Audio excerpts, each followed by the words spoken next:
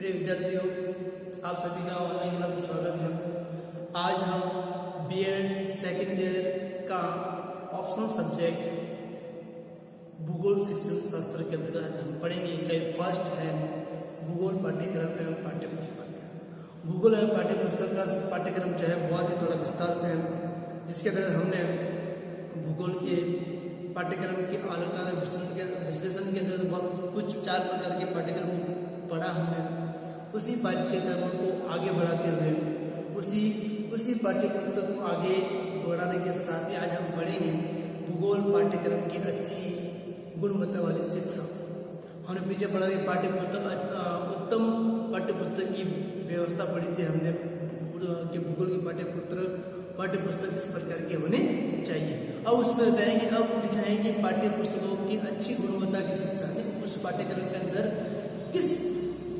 किस प्रकार का पाठ्यक्रम होना चाहिए जिसके अंदर बालक की शिक्षा बहुत ही अच्छी हो। कहने वाला है कि हमारे भूगोल की जो शिक्षा नीति है, उन शिक्षा नीति के आधार पर हमारी शिक्षा की गुणवत्ता है वो पाठ्यपुस्तक के आधार पर ही बच्चों के समक्ष प्रस्तुत की जाती है। कहने वाला है कि हमारे पाठ्यपुस्तक के अंदर जो पाठ्यक्रम है वो बालक की सही प्रकार की गतिविधियों को ध्यान में रखते हुए, भूगोल की शब्दावली को ध्यान में रखते हुए हमें एक नई प्रकार की भूगोल पाठ्यपुस्तक की अच्छी गुणवत्ता वाली शिक्षा के बारे में आज हम पढ़ेंगे। तो आज का हमारा जो प्रकरण जो रहेगा वह है भूगोल पाठ्यपुस्तक की अच्छी गुणवत्ता की शिक्षा। प्रिय विद्यार्थियों, आज हम पढ़ेंगे भूगोल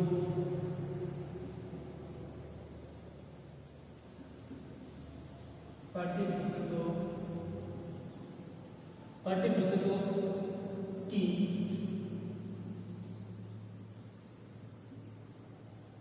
अच्छी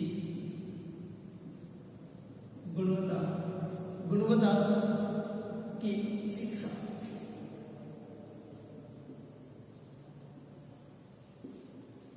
आज हम पढ़ेंगे कि पाठ्यपुस्तकों की अच्छी गुणवत्ता की शिक्षा मतलब हमारा आज का जो प्रकरण जो है वो इस पर आधारित है कि हमारे पाठ्यपुस्तक के अंदर की अच्छी गुणवत्ता जो शिक्षा है वो किस प्रकार की होनी चाहिए। तो लिखा है कि सन 1986 की राष्ट्रीय शिक्षा नीति, कौन सी सन 1986 की राष्ट्रीय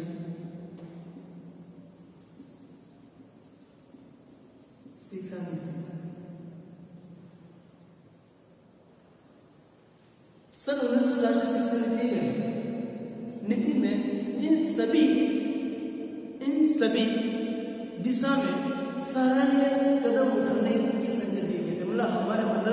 हमारी शिक्षा इन सभी प्रकार के बातों को ध्यान रखते हुए, शर्तों को ध्यान रखते हुए, नियमों को ध्यान रखते हुए एक संकेत दिए थे कि इस प्रकार के पाठ्यक्रम होना चाहिए। क्योंकि पाठ्यपुस्तक का शिक्षा की गुणवत्ता से पाठ्यपुस्तकों का शिक्षा गुणवत्ता से पाठ्यपुस्तकों का शिक्षा मतलब कहना है कि हमारे शिक्षा से संबंधित था। सन 1986 के अंदर राष्ट्रीय शिक्षा नीति जितने को पाठ्यक्रमों की शिक्षा की गुणवत्ता ऐसी होनी चाहिए जो प्रत्यक्ष रूप से संबंध हो, मतलब आमने सामने नहीं, जो दिखाई दे रहा है उससे संबंधित हो। सामान्यतः एक अच्छी बुक या अच्छी भूगोल की पाठ्यपुस्तक उसे कहा जाता है जो निम्न बातों को ध्यान में रखकर लिखी जाती है। जैसे हम पहला होना चाहिए हमारा बाल केंद्र,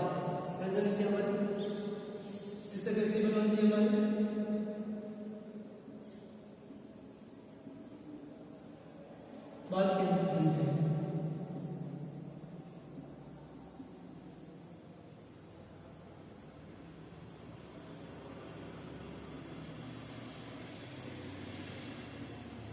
मतलब हमारी राष्ट्रीय शिक्षा नीति ने जो भूगोल, एक अच्छी भूगोल के बारे में पढ़े, अच्छी भूगोल के बारे में पढ़े, तो पहले होनी चाहिए बाल केंद्रीय शिक्षा होनी चाहिए। बाल केंद्र होनी चाहिए बालक देनी चाहिए, मतलब इसमें पाठ्य पुस्तक बालक को केंद्र मानकर लिखी जानी चाहिए,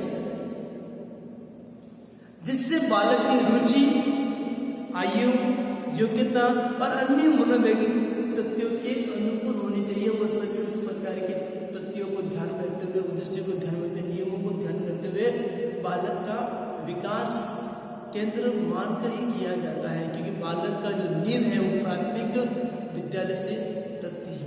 और बालक की जो प्रथम पाठशाला होती है वो माँ होती है। माँ के बाद जो होता है उसका प्राथमिक विद्यालय होता है, जहाँ उस प्रकार की सीखें जाती है उस पाठ्यक्रम के आधार पर जिसकी उसकी आयु के अनुसार,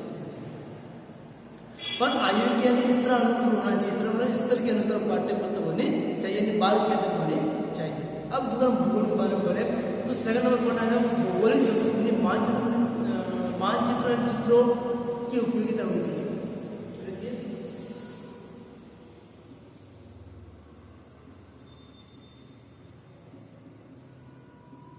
मानचित्र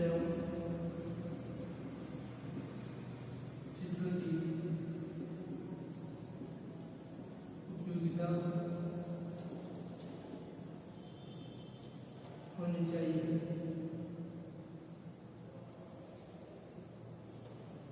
कि मतलब सेकंड नंबर जो पॉइंट है वो हमारा है कि मानचित्र की उपयोगिता होनी चाहिए। भूगोल शिक्षण जब पढ़ते हैं तो इसके अंतर्गत मानचित्र और चित्रों की बहुत उपयोगिता होती है, कि चित्रों के माध्यम से, मानचित्र के माध्यम से ही एक भूगोल शिक्षण को पढ़ा जा सकता है, क्योंकि उस विशेषता के बारे में, उस उद्देश्य के बारे में, वहाँ का जलवायु, तापमान, मिट्टी, वहाँ का पूरे वातावरण के बारे में शिक्षा जो है हमें मानचित्र के आधार पर होनी चाहिए। कहना होता है कि इसके अंतर्गत मानचित्र भूगोल का ज्ञान प्राप्त करने का एक सख्त साधन होता है, कि मानचित्र के बिना तो हमारा भूगोल शिक्षण कार्य संपन्न ही होता नहीं है।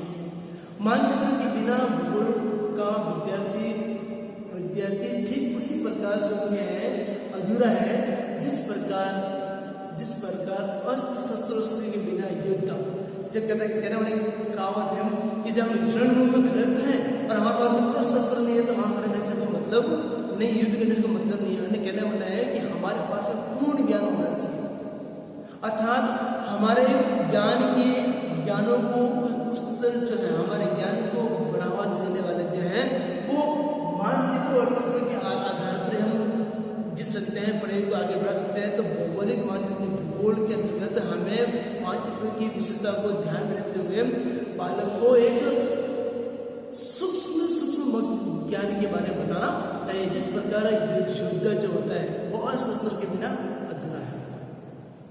थर्ड नंबर है पढ़ते हैं कि भौगोलिक शब्दावली का उपयोग होना चाहिए, भौगोलिक शब्दावली का उपयोग करना आना चाहिए। थर्ड नंबर आता है हमारा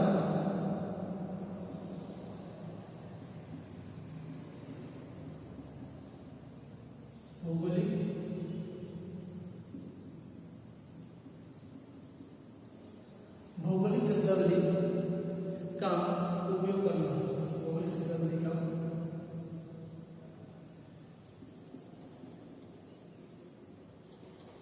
उपयोग करना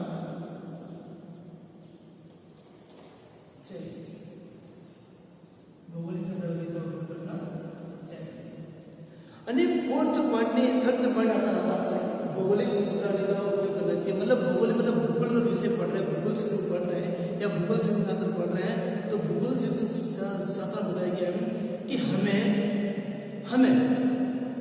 भूगोल शब्द के बारे में विस्तार पूर्वक जानकारी होनी चाहिए। कहना है कि भूगोल की पाठ्य पुस्तक मान्य अंतर्राष्ट्रीय शब्दावली का प्रयोग करना चाहिए। अंतर्राष्ट्रीय मतलब हमारे भूगोल के मानचित्र के आसपास जो सीमा रेखा है वो किस प्रकार की सीमा रेखा है, वहाँ के उस सीमा वाले भूगोलिक तथ्य जो है वो किस प्रकार के नामों के आधार पर, किस शब्दों के आधार पर उसका प्रयोग किया जा रहा है, उन सभी जो शब्दावली का प्रयोग भूगोल शिक्षण में होना चाहिए, जिससे शिक्षार्थी उस शब्दावली का प्रयोग करना सीख सके, उसके बारे में समझ सके, उसके बारे में जानकारी पा सकते हैं।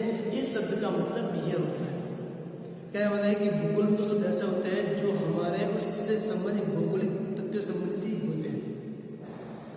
और हम पढ़ते हैं, आगे पढ़ते हैं कि भूगोल यदि पाठ्यक्रम पढ़ते हैं तो इसके अंदर हमारे ग्राफ्स एंड डायग्राम का उपयोग होता है।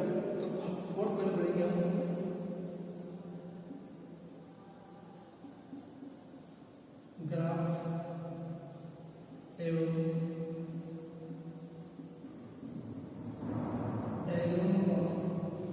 डायग्रामों का उपयोग करना।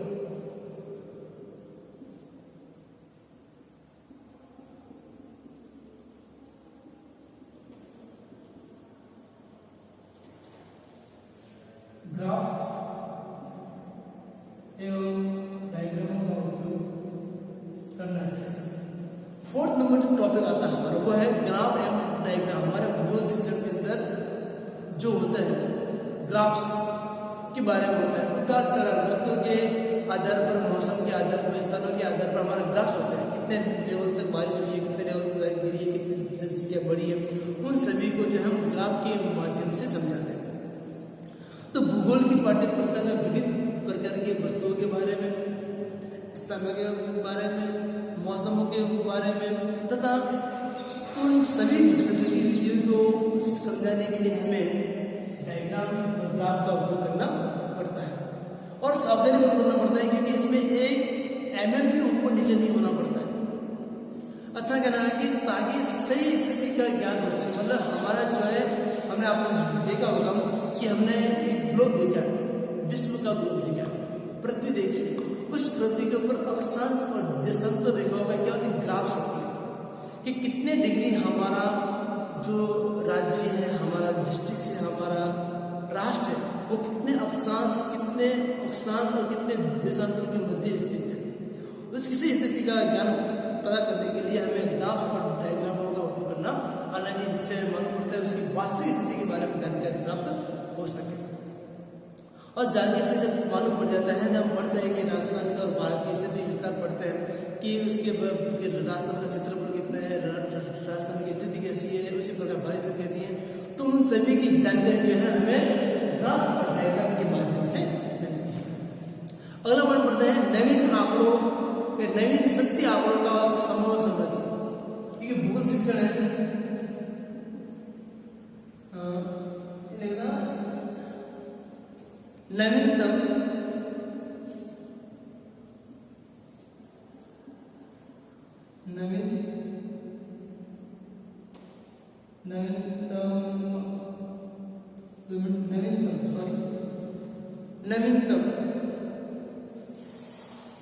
नवीनतम सत्य आंकड़ों का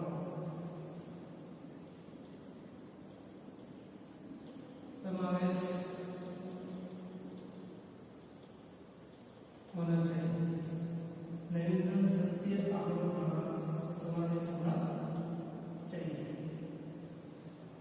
भूगोल शिक्षण एक ऐसा पाठ्य पुस्तक है जिसके अंतर्गत हर 10 साल के अंतर्गत हमारे नवीन जनसंख्या, मृत्यु दर और जन्म दर के आंकड़ों के बारे में समझाया जाता है कि लिंगानुपात, आपने पढ़ा होगा सकता है कि राजस्थान के अंदर, भारत के अंदर लिंगानुपात दिन ब दिन कम भी हो रहा है और ज़्यादा भी हो रहा है।